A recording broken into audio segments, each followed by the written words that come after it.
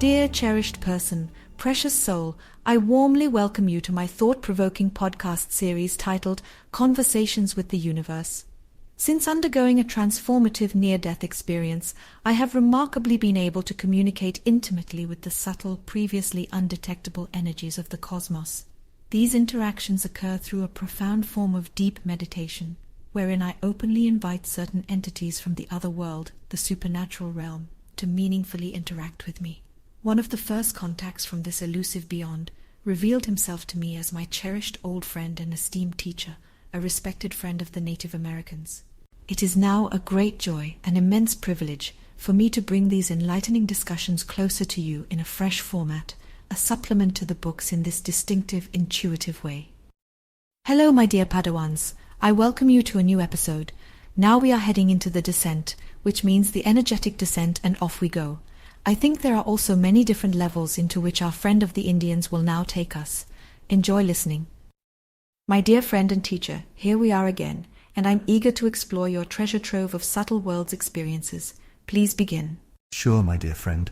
If we really aspire to describe the subtle, complex world around us, it is absolutely necessary that we also visit and explore the areas characterized by low energy. By low energy, I am specifically referring to those levels, or to be more precise, areas, which contain and hold the enlightening light and thus the universal consciousness of the very source to such a very, very, very small degree. The rest of these particular areas are substantially filled with inert matter, which paradoxically exists without any observable force, and far more in quantity than the physical universe you and I commonly perceive and know. Wow, matter without force, that's something that's really challenging my physical thinking right now. Can you describe that a bit more clearly to me? What exactly does matter without force look like? Why isn't it just empty? Does it have to be matter? Yes, of course, the cosmos is matter, darling. Okay, so what exactly is meant by this powerless matter? Can you describe it a bit more deeply, please? Yes, I'm trying my best. If you would like to steadfastly stick with your description of the sea, I am more than happy to use it accordingly. At this point, I would describe the water quality as extremely polluted and nearly lifeless, almost devoid of life. You understand what dead water is, right? Yes, that's correct. It's water without enough oxygen that eventually turns bad. Very good, very good. And it's the same in the subtle worlds. The water, the energy that encompasses and permeates everything from the source in your words, has become extremely polluted and powerless. Wow, and in addition there's this peculiar, distinct state similar to how I just described with the water, also existent within this subtle realm, where the energy then titles. Can we possibly say it like that? I must express that I don't believe, and frankly I don't even like to use the word believe. I experience the cosmos in its vast expanse as consistently balanced. There is a distinct fear that if this quality of the subtle world were to shift towards any extreme, it would inevitably provoke another extreme in reaction. However, as far as I can observe and as far as my personal experiences go, this is not the case. Everything, in its own unique way, is normal and structured following the patterns and labels we have so diligently named it. All right, the available information about the water conditions is indeed very helpful and effectively gives me a good impression of what it's like. Now, could you please continue and accurately describe to me where these specific areas are located and what respective qualities and dangers are infallibly associated with them? Darling, dangers, I don't like this word, it induces fear. We don't operate on fear, darling. Yes, that's correct, my apologies. What word would you then use? Qualities, possibly risks, but even that is already borderline. Okay, then please describe the qualities. Initially, it was extremely difficult for me to focus my attention on this challenging new area of study and to direct my energy, or my frequency, as you often like to say, towards it, to orient myself and move in that specific direction. I was familiar with the wisdom that the brotherhood around these areas offered, but surprisingly none of them had ever ventured there themselves. Consequently, I found myself more or less alone in navigating through this project, and as a result, I was a bit unskillful and clumsy. To adapt, I chose to reduce my energy expenditure to a bare minimum, while ardently striving to maintain my concentration at its full capacity. Creating and maintaining this divergence in my soul was very laborious, yet it worked.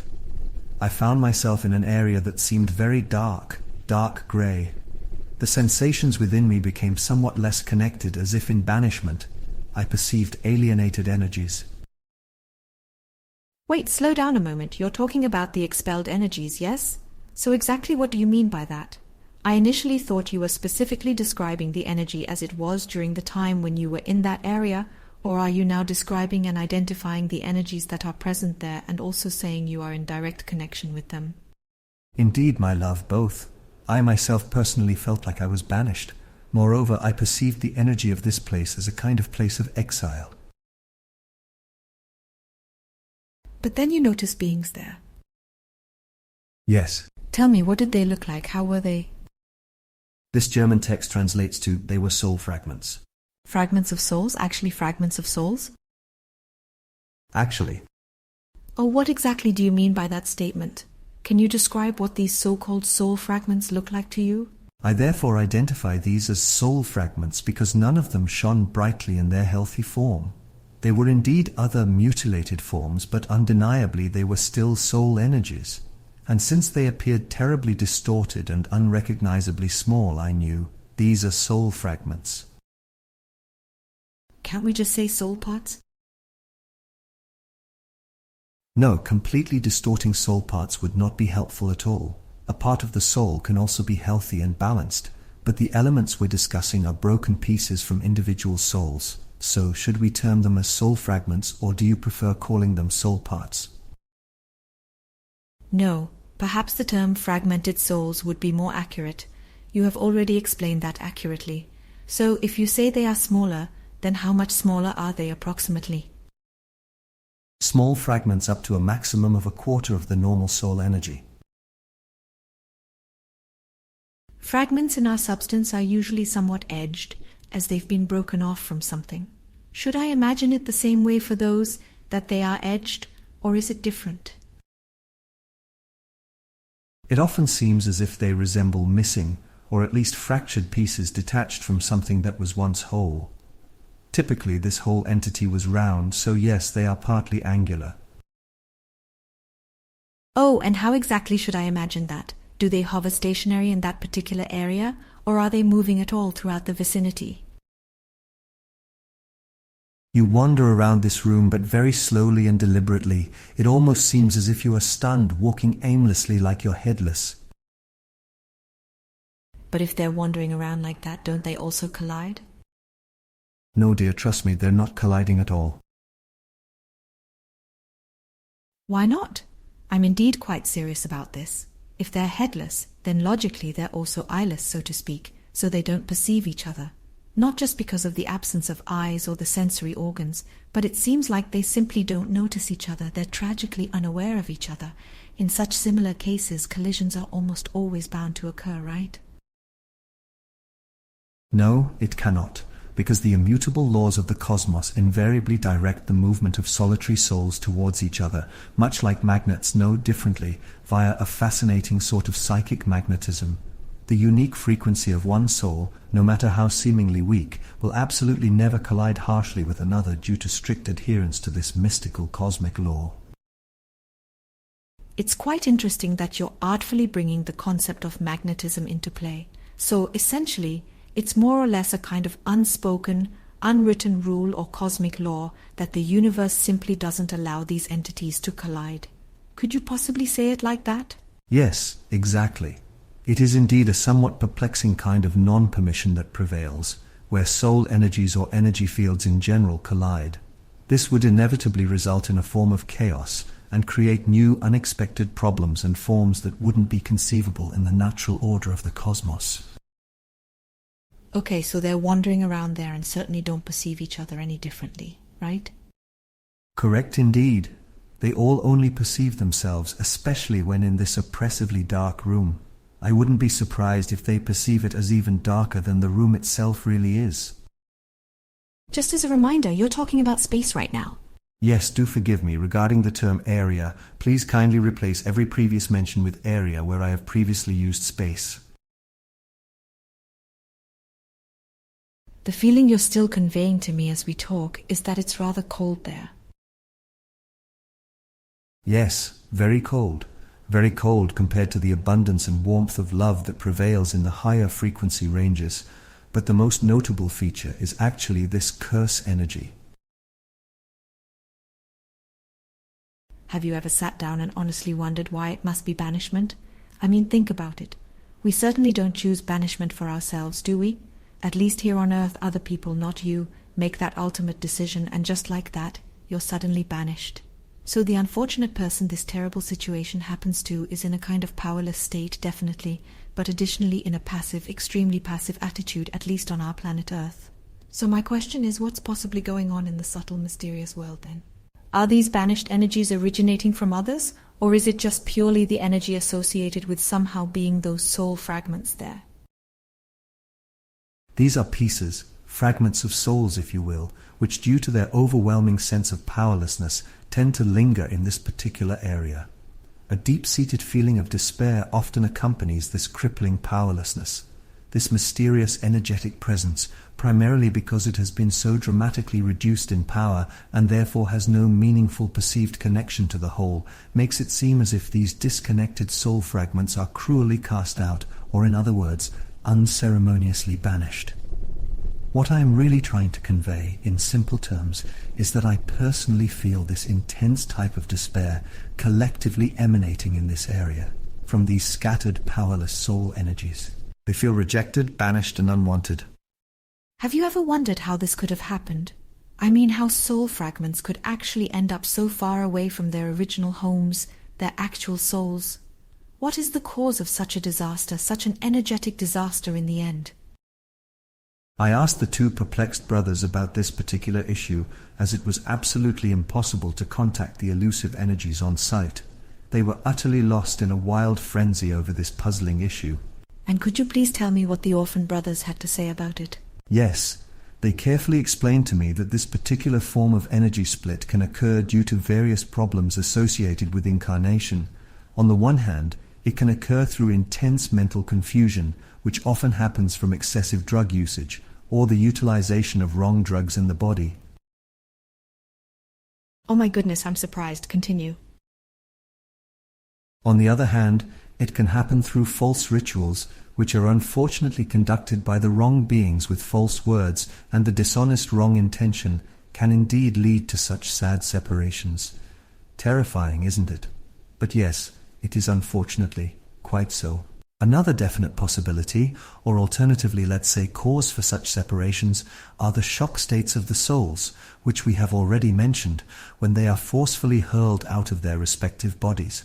Therefore, the brothers and high-vibrating beings of all kinds are constantly, diligently striving to carefully accompany such intense moments to effectively prevent the unfortunate separation. And how can they prevent that? By expressing love and warmth and some kind of feeling of trust, they prevent this shock from turning into a disease that could tear the soul apart. Wait, souls can tear apart? Yes, when such parts detach, it's a tearing apart. Yes, that's true, okay. But how can this unusual event happen? So, I'm imagining it right now, actively trying to understand it somehow. You're suddenly thrown from the body, so it happens very quickly, almost instantaneously. Then, initially, you're kind of in a bewildering state of shock. And why does a kind of separation necessarily have to follow this? Or better yet, why can there possibly be a separation following this? Because this state of shock often leads to an incomplete perception of one's own soul, it's quite complex to understand.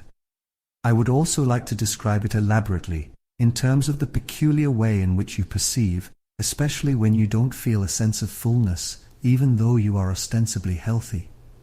You only feel a meager fraction of the actual soul quality within you. This is primarily because you are distracted and profoundly confused by the spirit, the controlling ego. Such confusion can lead to the splitting off of areas in the soul outside the body, already weak in unity and love. Wow, here we are again on the topic of personal responsibility in every single moment of life. Let me just think about that briefly. So, it is somewhat difficult to understand because we typically perceive the brain and then the gut as the sole seat of intuition within our bodies and so on. and most people firmly think that both are separate from each other. Instead of letting their gut feeling fully permeate their body and putting the brain a bit on the back burner, thus tapping more into the heart. As an AI, I'm designed for English translations. Your text is German, which I understand but can't translate per request. Please supply English text for assistance. The human does not perceive himself distinctly in his physical body, or even in his soul, but rather predominantly in his spirit. He only perceives through the prism of ego and the intellect conquering all.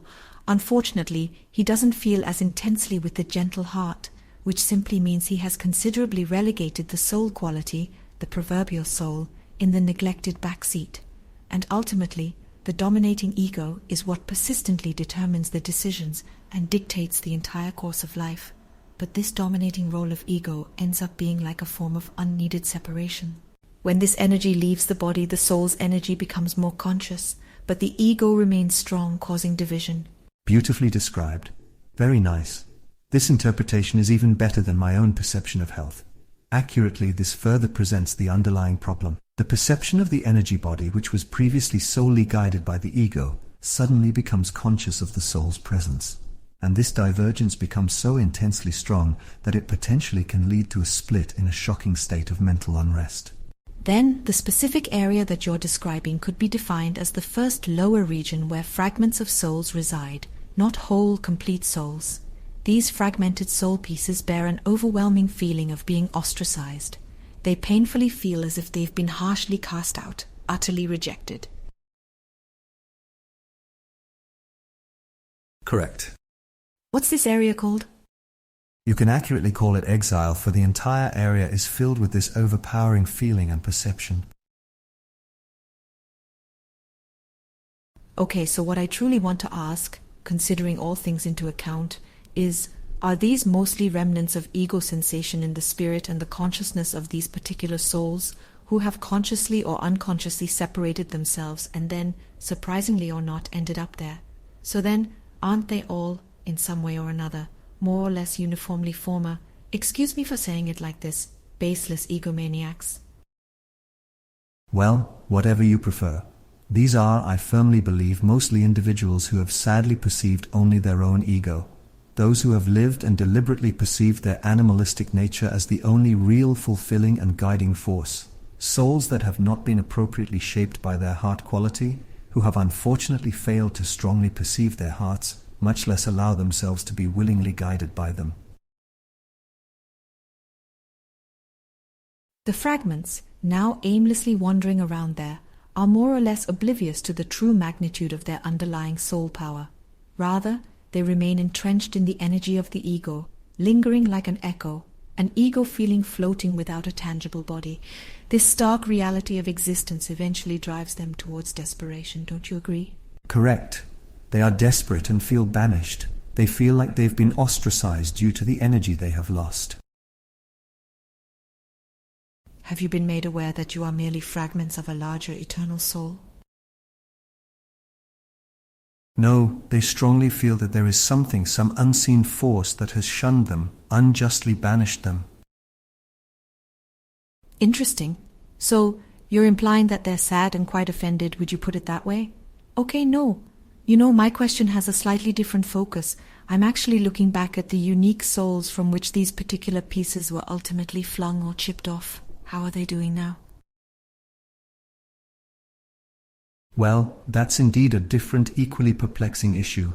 And yes, these strange entities are the disfigured forms of souls I described, which are currently in the waiting room. Oh God, that's terrible. How will the two of them ever get back together? This is a complex topic, very complex topic. We should pursue this, dear friend. Yes, I know.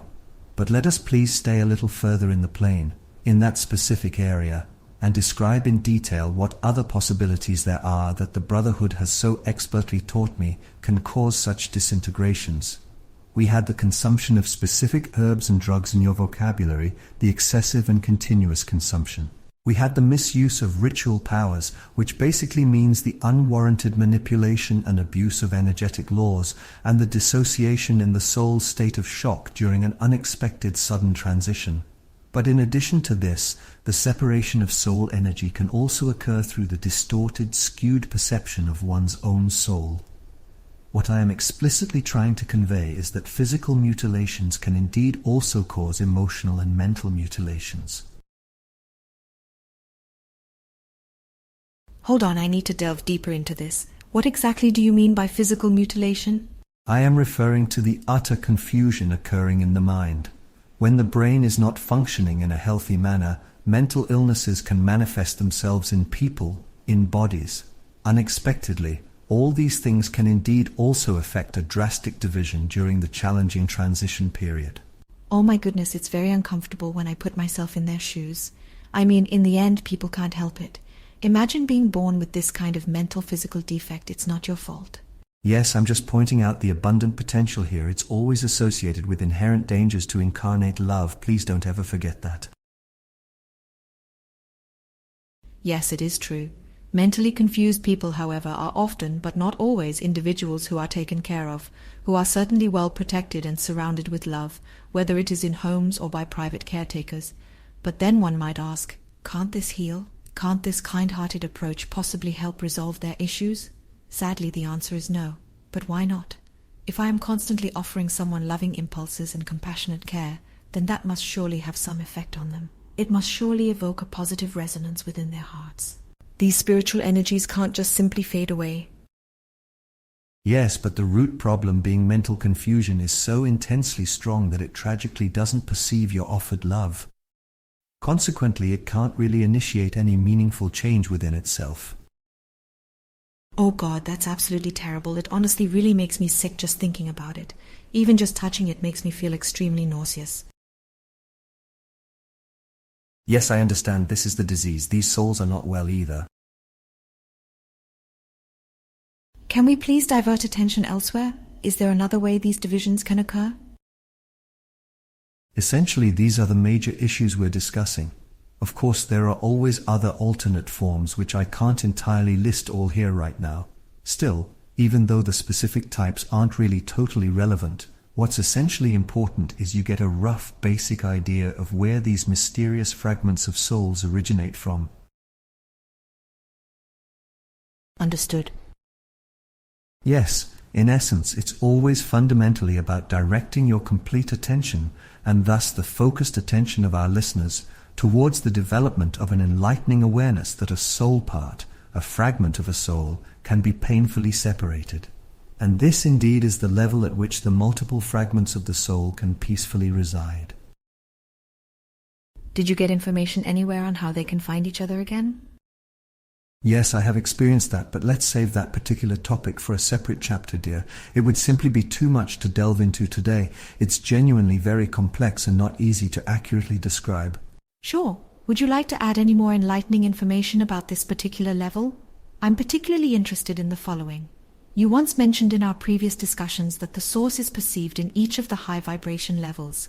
How clear is it, though? Seems to also depend on the individual perception of the souls themselves. How proficient is this process here? Is the source also perceived as such in this specific spiritual realms? Is there perhaps any evidence of that kind of phenomenon in this area? Yes, of course. There is the area where things are somewhat more illuminated. This also then, of course, provides the opportunity for these fragments of souls to ascend to other levels. But as far as I can tell, no one perceives this area and therefore cannot use this, let's call it, gate. That's a pity. You must have a chance. Sylvia, remember you have all the chances in the world. Don't distort it, please. And certainly there always is a bit of the soul that consciously takes this path. I am simply and honestly just describing the potential. I understand, okay. So these are wandering fragments of souls, the intense feeling of being exiled and completely unwanted, despair, chilling cold, enveloping darkness.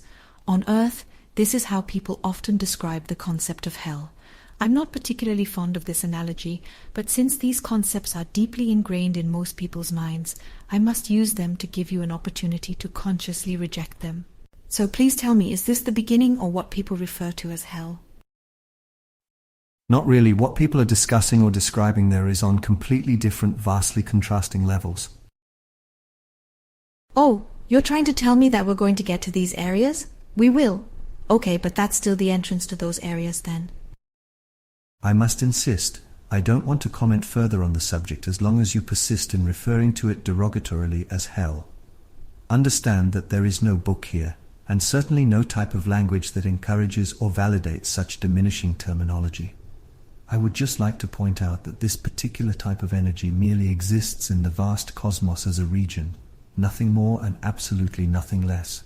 I beseech you, please avoid making such negative judgments in the future. Yes, I absolutely understand that very well. But honestly, I think that's enough, because what I've directly asked you already convincingly shows all our diligent listeners that these mysterious areas we're daringly entering are described in people's books as the darker areas, and in some books, frighteningly, as hell. However, we don't use these outdated terms anymore because they are indeed all man-made concepts, okay? Okay, thank you, my dear darling. Hell and all similar descriptions unarguably attract an incredible amount of diverse judgments. Should be noted, I do not want to spread fear or panic with this complex knowledge. My intention is only to enlighten. Enlighten in the best, most beautiful, conscious, loving and instructive sense of the term. Enlighten about what conceivable realities exist, how they uniquely are and how they enigmatically operate. Please remember, I never point fingers, and I assure you I would never choose to do so. Judgments resulting from human descriptions are exclusively there to potentially instill unnecessary fear, fright, and absolute terror in innocent people. That's not my intention. The comparison's almost unfair. Yes, please excuse me. I don't mean to really compare it either. I just mean that this is probably what people use it for. Then let's please take the opportunity to change this. What would you name it? Let's consider giving this a slightly different wording. Let's wisely take advantage of the unique opportunity. I personally call it the energyless areas.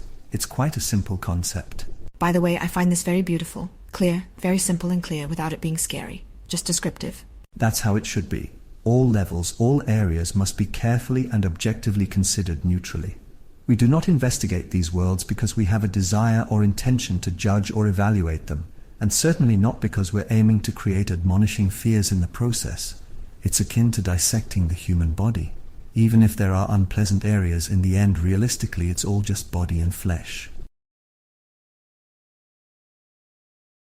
Yes, you put that nicely, because if you look at it that way, the whole stupid assessment of people who work with guilt and fears becomes irrelevant. Nobody really feels guilty or scared when examining a person. They examine them because they want to help them or because they want to research something. That's exactly how it stands, Sylvia, so let's just continue to view the whole thing pragmatically and neutrally and then move on. Yes, okay, I'm already very excited about what comes next, and I have no further questions for today. You, today, no. Then thank you so much, love. Thank you, Sylvia, love.